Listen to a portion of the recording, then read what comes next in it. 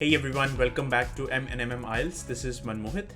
Now in today's video, I am going to share with you all about the second topic of your Ielts speaking module, or let's say the second part of your Ielts speaking module, which is the cue cards, which is also known as long turn nowadays.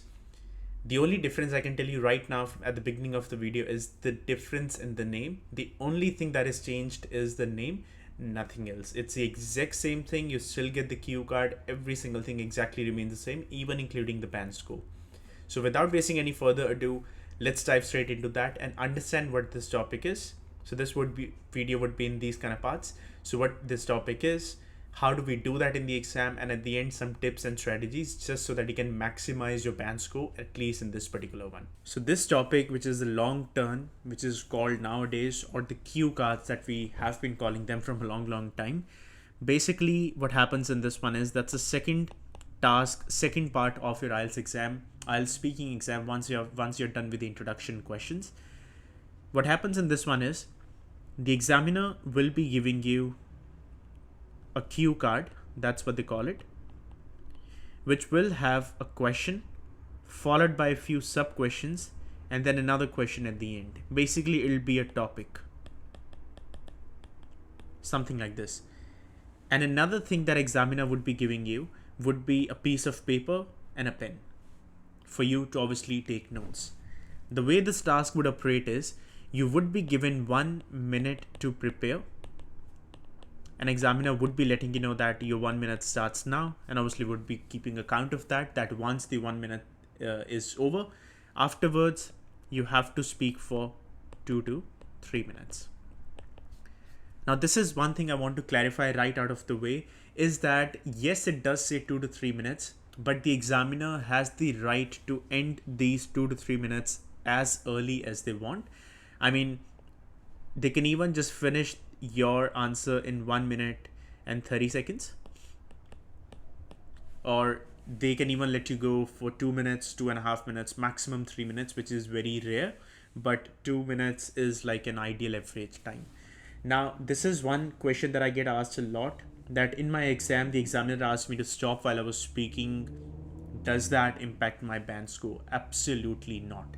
Just keep one thing in mind. The reason examiner has to end their exam sometimes a lot early, it possibly depends upon how many students are there to give their speaking exam, and they have to accommodate all of them, and they have to make sure that they complete the exam on time. If they're running behind the schedule, all those kind of reasons could be there, that they want to finish your 2 to 3 minutes a lot earlier. Another defining reason could be that they felt that they've already got what your level is, they've already got what your band score is, and that could be anything, could be 5, 6, 7, 8, 9, even a perfect 9. They can even get to know that in the first 1.5 minute, and just to save time, just so that they can accommodate other students, they just prefer to finish the exam a bit early. So never be alarmed after that. I know it's not really an ideal thing that they do, just to cut you off in the middle, but that's just to let you know that, look, you are running out of time, or let's say they have to finish the exam early. Either way, do not be stressed about that fact. It does not have any impact at your speaking scores. Now, how does the scoring happen for this particular task, or let's say for the IELTS speaking in general? So basically there's 4 things that are being tested by the IELTS exam.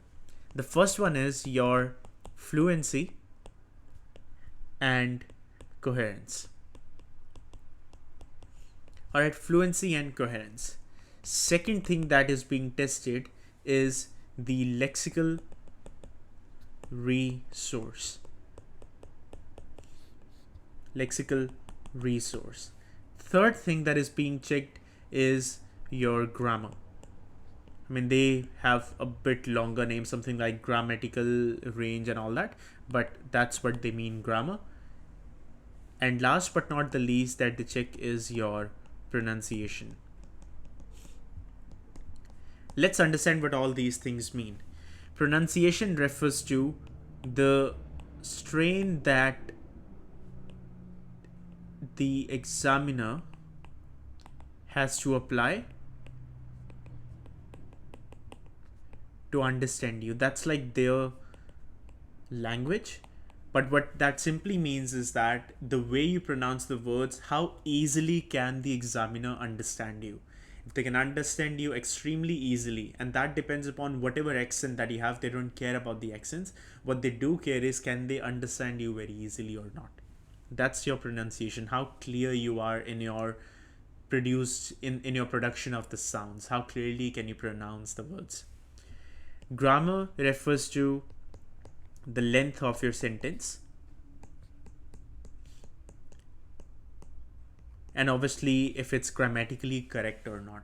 So if you just start speaking out the shorter sentences, for example, today is Monday, I had the breakfast, I went to sleep. Very short sentences, even though they are grammatically correct, but they will deduct band score in the grammar part because you were not speaking long enough sentences. There's no limit to that one, but at least it has to be about 8 to 10 words just to qualify as a good long enough sentence. Lexical resource is just a fancy word for vocabulary. Now, is vocabulary important in the IELTS speaking? Yes, it is. For a higher band score, it absolutely is. But should you use the words that you just read out of an article or saw the words in a movie or the words which you were not even familiar with? Absolutely not. That's like a disaster. The moment you speak a couple of words which sound fancy but the application was wrong, as in you do not even know the meaning of the words and they did not fit well in the sentence, it has a huge impact on your IELTS speaking band score. Only and only use the vocabulary words which you know the meaning of, which you know how to apply in the sentence, and which you actually sure of. Otherwise, if you know the word but if you do not know the meaning, I would any day prefer not speaking that rather than speaking it and then just getting penalized for them because the application was wrong for them. Fluency and coherence. Now, fluency and coherence simply means your flow, as in how smooth you were in speaking. Did you take the relevant pauses or not? Or were you just speaking all your sentences in just one breath without taking relevant pauses, without taking relevant pauses at the punctuations? For example, today is a great day in Adelaide, but it might rain. As you could see, I took a slight pause before I spoke the second part of the sentence, but it might rain. So all those kind of little pauses also count towards your fluency and coherence. And you also gotta make sure your intonation is there in the speaking. I'll explain that to you in just a sec. And the hand gestures, very important. Never go in the exam and just sit dull by just having your hands folded and just speaking. That just denotes that you're not confident. Examiner can feel that. Always have the hand gestures, because not only it will allow you to open up more, it'll also allow you to be more confident, and in return you will be getting a great score in the fluency and coherence part. And intonation means your rhythm of the speech. That means an examiner wants to see that are you speaking like a robot or are you speaking like a human being. Why? Because human being has feelings, robots do not. So whenever I'm speaking something, I need to make sure that I actually feel what I'm speaking. For example, if I say something negative, I need to sound a bit, I would say, disappointed or sad. And if I say something exciting, I need to sound a bit more exciting. For example, if I say that I went to a holiday which was amazing, I loved it. I loved that holiday, and I really want to visit that again. The only drawback I would say was I did not like the food over there. I mean, that was disappointing. So as you can see in my voice, what I'm trying to do. So if you say something positive, sound exciting, sound happy.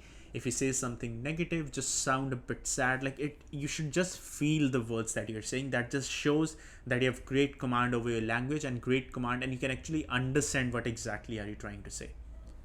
So this is the scoring of your IELTS speaking cue card, or I would say IELTS speaking in general. And these are the things that they are going to test you on. So understand them. You don't have to memorize these things, but obviously when you practice, all these four things need to be taken into consideration. So this is how the question, or I would say this is how the cue card would look like in the exam. So that's something which the examiner would be giving you, and then obviously a piece of paper and a pen, just so you can take notes and prepare. Now, describe a memorable trip that you took. you should say.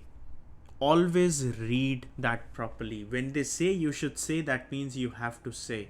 If you miss answering any of the questions, doesn't matter, even if you are a band 9 speaker, you will never get 9 bands because you actually did not finish the question according to them. So yes, you do only get 1.5 to 3 minutes maximum to speak, but you have to be quick enough to focus and just speak all of the questions within the time frame. And like I said, so you will get a main question, then followed by a few sub questions, and then another question at the last. So the method that you should be using over here, and which I've been using from last, I think, as many years I can remember, 5-6 years, is the Ppf method. Works wonders. I'll explain you the breakdown as well as to why do we use that and what's the benefit of it. I mean, not a compulsory thing from the IELTS exam for sure, but that's something that they also recommend. IELTS examiners also recommend to use because it makes their job easier and also obviously your job easier to finish your answer. Ppf stands for past, present, future, which simply means you start speaking your answer in this sequence. You start speaking in the past, you then speak something in present tense, and then you finish your answer by speaking in the future. Is it compulsory to follow that method? Absolutely not. But is it recommended for a higher band score like 7, 8, or 9? Absolutely yes. The reason we used past, present, and future in this particular topic is that just so that we can show the examiner that you have got a great command over the grammar, you have great command over the vocabulary and everything. And also, when you have got three different things to speak, like something in the past, something in the present, and something in the future, that simply means you've got more information to share, more different types of sentences to use. So a great variety of words, a great variety of sentences that you can use. So that's the reason we use past, present, and future. Again, you don't have to stick exactly to all these three in a sequence, but prefer doing so if you're looking for a higher score. Now, what can I say in this? Now, first of all, does my information needs to be factual, or does it just needs to be just imaginary? Look, what I would say is, if you know the factual information, just go with the factual information. If you're absolutely sure of what the actual fact is, if something actually happened, if that did not happen, you're more than welcome to go with the imaginary information, and they will not judge you based on that. They're not going to Google the facts and actually check that if that actually happened or not. Now, that doesn't matter. As a matter of fact, if I just talk about my exam, the day when I gave the exam for the speaking task, I was asked, describe the recent Hollywood movie that you watched. That was my cue card. Now, in that case, there was like ages, so many years that I did not even watch a single Hollywood movie. But when I was asked this question, when I was preparing, I was actually blank as to I did not even watch any movie. Should I then would have just said, oh, honestly, I haven't watched any movie recently which is from Hollywood, so I may not be able to answer that. No, that's extremely wrong. You just make up anything. Even if you create a movie that doesn't even exist, that's perfectly fine. I said Spider-Man, which I actually watched when I was like a kid. Even though I did not watch that movie recently, I just spoke about Spider-Man because that's one of the rare movies that I actually remembered what happened in there. So I just spoke about that. So never go with the factual or let's say the imaginary information. Just speak anything as long as you just give them the speaking that they're looking for. Now, what can I say over here? What I'll do is I'll give you 1 minute now to prepare for this one as to what can you think for this information, and then I'll be back with you after just a minute and explain you what would I take in the notes and then how would I speak my answer. Okay, so you can post your answers in the comment section below if you want to type that. If not, that's perfectly fine. Just have it ready in your notebook, and just after 1 minute we'll discuss that.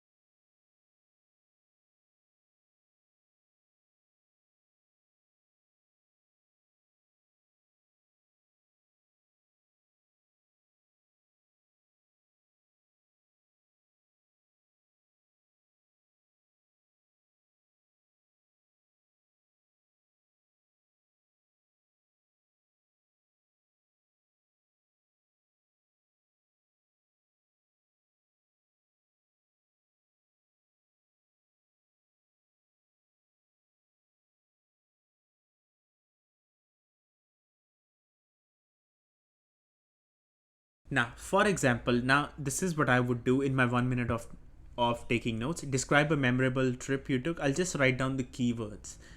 Let's say I discuss about, let's say, Sydney. Even though I haven't visited that place, that's fine. I'll just say Sydney. When you took the trip, I'll just say, let's say last year, for example. Where you went, I'll say the first thing that comes to mind is Opera House. And then I can say Sydney Bridge. And I'll say museum. Something like this. What did you do? Let's say I watched a live performance by a singer. Then took pictures on the Sydney Bridge. Went to a great restaurant. And explain why this trip was memorable for you. Let's say I went with my family, and it was my, let's say, mom's birthday. Right? So I actually just created something out of the thin air. It doesn't even exist. It never happened. But as long as you just are able to demonstrate your answer, you should be all good. So once I've done with my preparation and the 1 minute and the 2 minute timer starts for me to actually speak the answer, like I said, I'll stick to the Ppf rule, which is the past, present, and future. This is, I would say, something like one of the most memorable trip that I took, that was last year, and that was to Sydney. I've been to many other trips before, like Europe, Asia, but this trip to Sydney was just a completely different experience for me because of the occasion. I went to Opera House, Sydney Bridge, museum, to just name a few.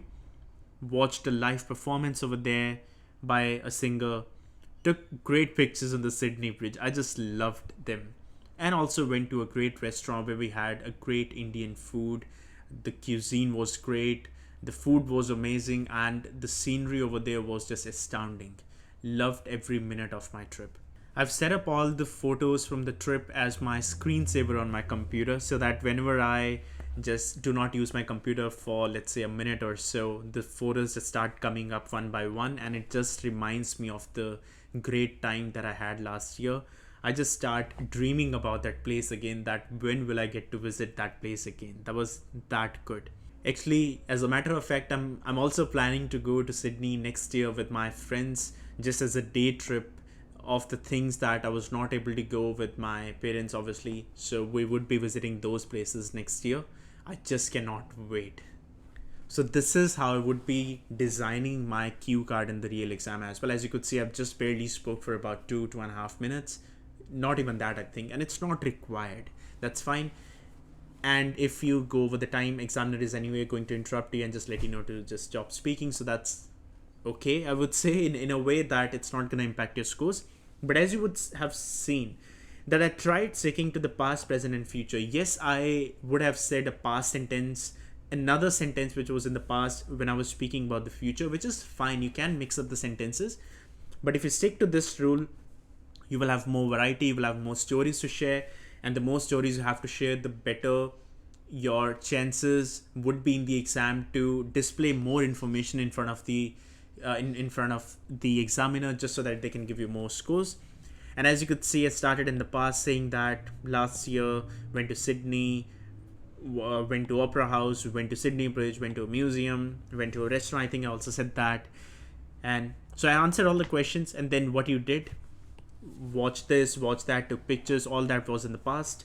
And then I said something about in the present, that I've got the pictures on my computer as a screensaver, so that when I don't use my computer, the pictures come in front of me and I revisit my trip and all that stuff, which was in the present. And why was this trip memorable to you? I just said it was my mom's birthday. And then in just to make something in the future, I said that I will be visiting Sydney next year as well with my friends, just so I can visit the places which I did not visit with my mom and dad. and I cannot wait. So all of that was in the future. So like I said, it will take some time for you to get the hang of this one, which is very common. If you haven't done this before, you may not be able to, you may not be comfortable doing so. So that's fine. But then as long as you practice using this method, after 10, 15, 20 cue cards, if you do, it will just stay in your brain for a long time that you have to start with past followed by present and followed by the future. So this is what I wanted to discuss with you all about this particular topic. I hope this video was helpful. If you have any sort of questions, you can leave them down in the comment section below, and me and Mohit can answer to you, all of you, as quickly as possible. If you have any sort of specific content ideas, you can also leave them down in the comment section below, and we can prioritize those videos as compared to the other ones that we've already planned. If you haven't already, do consider subscribing so that whenever the new videos are up, you do get notified about them straight away. Lovely sharing with all of you. Have a great day wherever you are. Stay safe, and I'll see you guys in the next one.